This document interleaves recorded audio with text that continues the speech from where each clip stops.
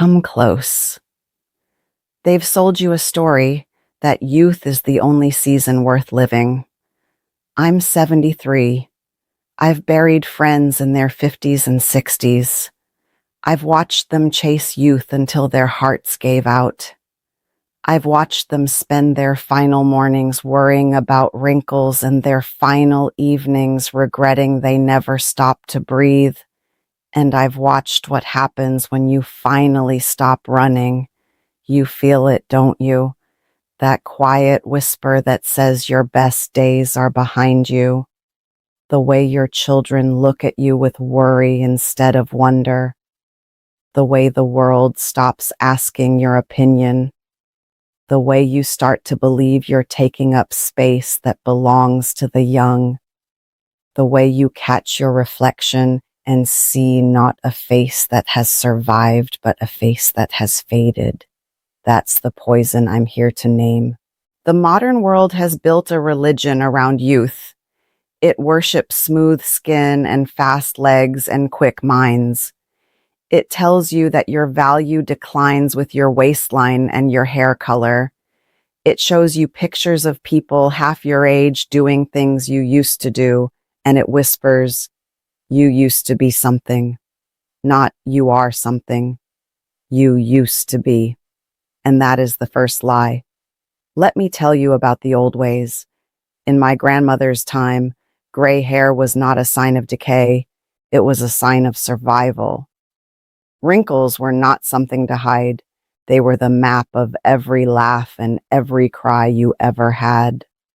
A slower step was not a weakness. It was the rhythm of a life that had stopped rushing. The elders didn't sit in the corner because they were useless. They sat in the center because they were the only ones who remembered what the tribe forgot. The modern world has turned that upside down, and you have believed it. You have internalized it. You have started apologizing for your age, shrinking your presence, dimming your fire. You have started telling yourself that the young ones know better. You have started hiding your wisdom because you think it's outdated. Today, I'm going to show you the 7 lies you've been fed, and I'm going to give you the old truth that still burns. Lie number 1. The lie that your worth declines with your wrinkles and your waistline. The world says you're worth less because you look older. It sells you creams and surgeries and potions, all designed to make you look like someone you're not.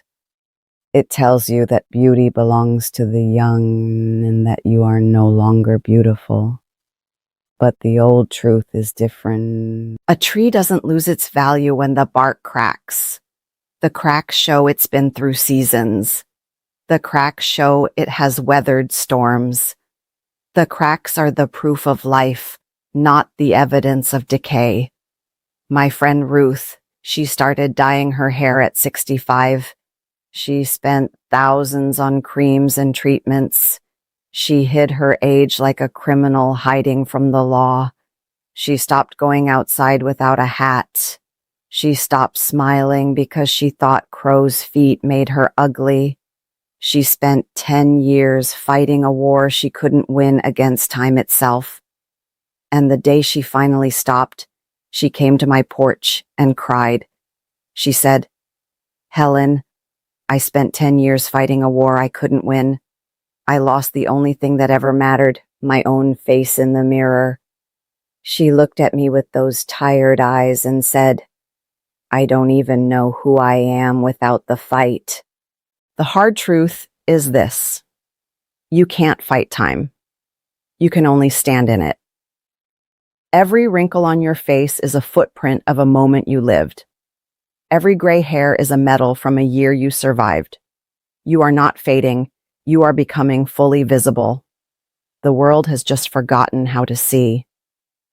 Lie number 2. The lie that if you're not busy, you're worthless. This modern world has convinced you that your value is measured in productivity. If you're not doing something, you're wasting time. If you're not contributing, you're a burden. If you're not running, you're falling behind.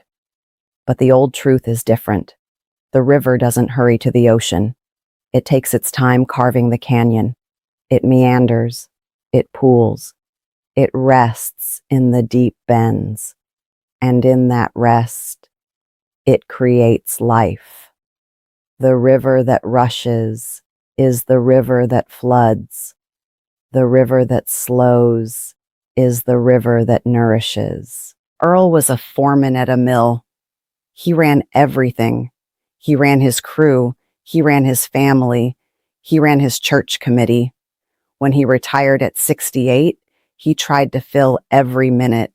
He volunteered at 4 places. He fixed things around the house. He ran errands for everyone. He collapsed in his garden at 72.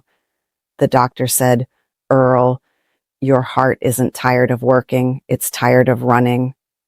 He came to me after that and said, "I thought if I stopped, I'd disappear.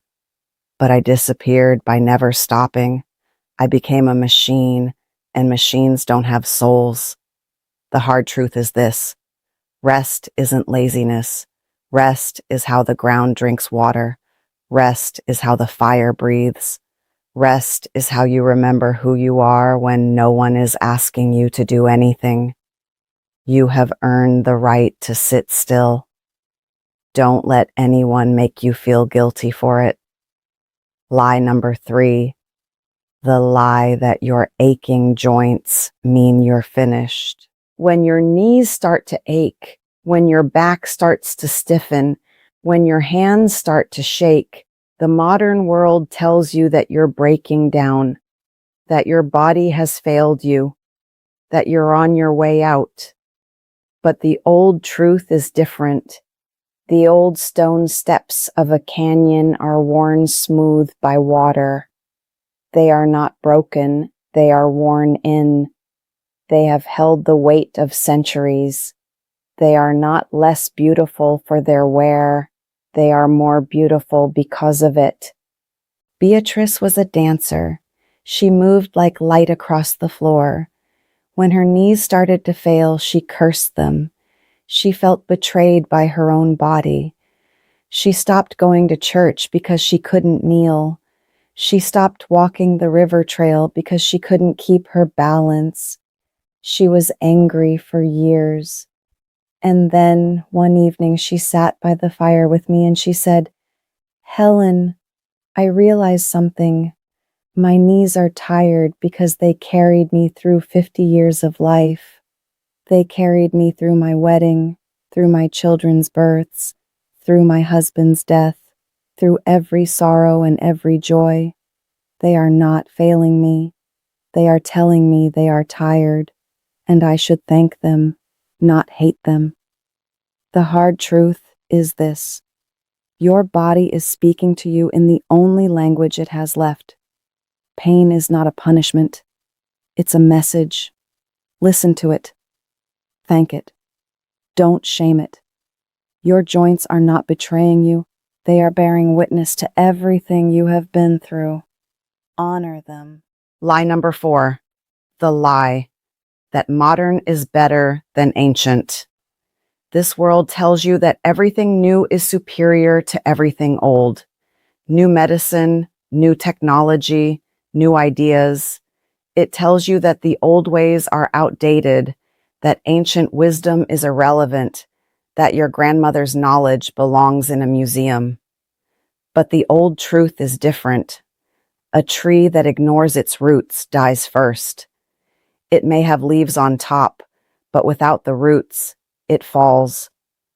The roots are not old and useless. They are the source of everything above.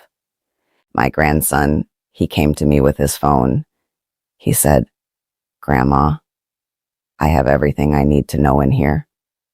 I asked him, "What do you know about the frost?" He said he'd look it up. I asked him, "What do you know about the silence before the first snow? What do you know about the smell of the earth when it's about to freeze?" He stared at me, and then I showed him my hands.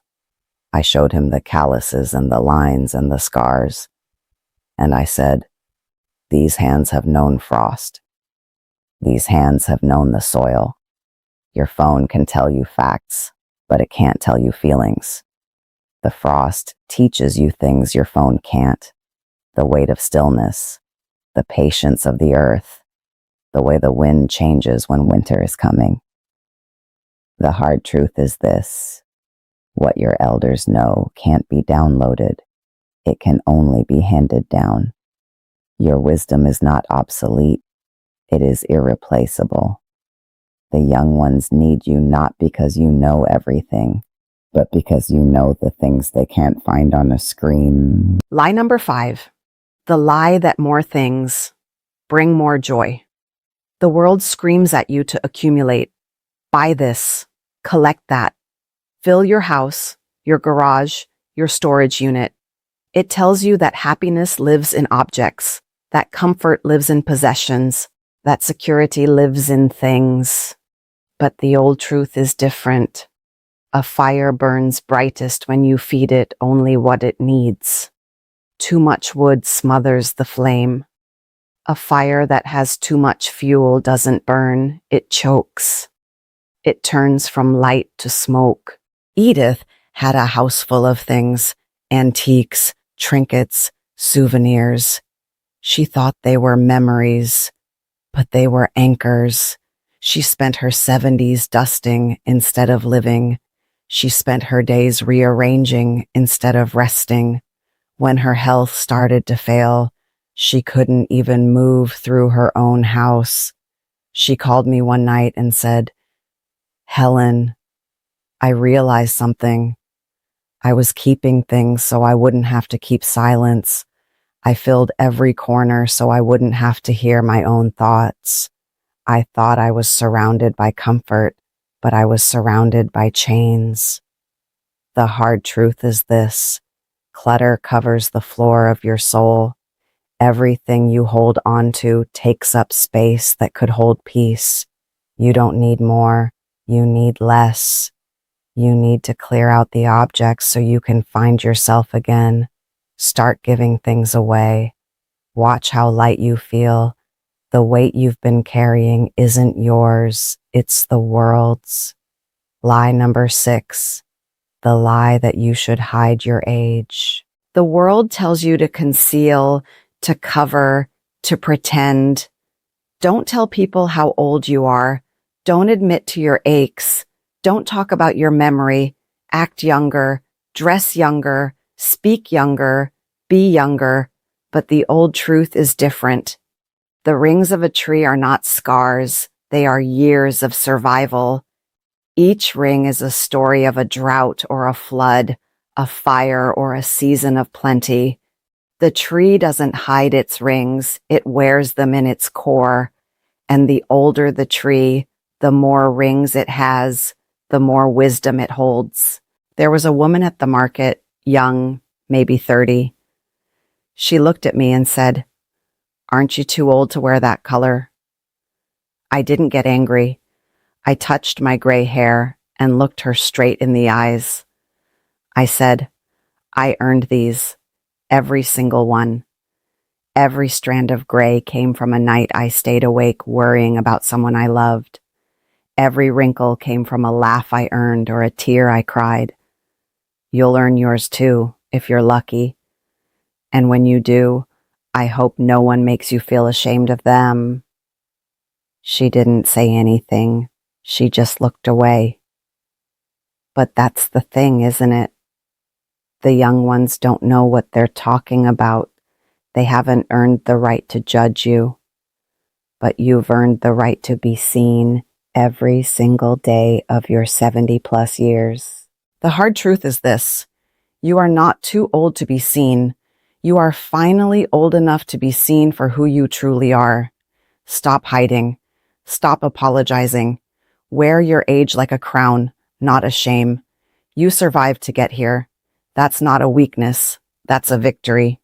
Lie number 7. The lie that the future is more important than tonight. The world has you anxious about tomorrow. It tells you to save, to plan, to prepare. It tells you the future is where everything matters. It makes you worry about the world your grandchildren will inherit. It makes you fret about what comes next. It makes you forget that tonight exists. But the old truth is different. The sun sets for a reason. So you can rest. So you can watch the colors change across the sky. So you can sit in the silence and know that you made it through another day. The sun doesn't worry about tomorrow, it just sets. And then it rises again. I had a friend, his name was Thomas. And Thomas spent his last 10 years worrying about everything. The economy, the climate, the wars, the children. He read the news until his eyes burned. He argued with people on screens. He was so worried about the future that he forgot to live in the present. His wife, Martha, came to me after he passed. She was crying, but her tears were not just grief. She said, "Helen, he missed every sunset. He missed every meal I cooked. He was in the room, but he wasn't there. He was so worried about tomorrow that he didn't see today, and today didn't miss him." The hard truth is this: your final years aren't about saving the world. They're about saving your own soul. You cannot fix everything. You cannot predict everything. But you can sit on the porch at dusk and watch the sky turn gold. You can hold your own hand in the silence. You can breathe. The future will take care of itself. But tonight is yours. Now, let me turn it back on you. The harder question is about you. Are you the one telling yourself these lies? Are you the one who made yourself invisible?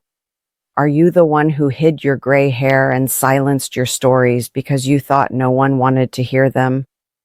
Are you the one who kept running long after your legs gave out because you were afraid to sit still? Because here's the truth no one tells you. The lies don't come from the world. They come from you agreeing with the world. You are not a victim of modern culture. You are a participant in your own erasure. Every time you say, "I'm too old for that," you're helping the world bury you. Every time you say, "They won't listen to me," you're taking your own voice and putting it in a drawer. Every time you look in the mirror and turn away, you're betraying the woman who fought to get here. Stop it. Tonight, I want you to do one thing, just one. Before you close your eyes, stand in front of the bathroom mirror, look at yourself, not your hair, not your wrinkles, not your weight. Look at your eyes and say your own name, not mom, not grandma, not retiree, not widow. Your name, the name your mother gave you. Say it out loud, and then say this: I am still here. You are still here. The fire is still burning. Down in the comments, tell me, what is the one lie you're ready to stop believing about yourself? Just one word or a short sentence. I read everyone. The fire's burning low. The light's going down behind the rocks. You've got fewer evenings ahead than behind. Don't waste a single one.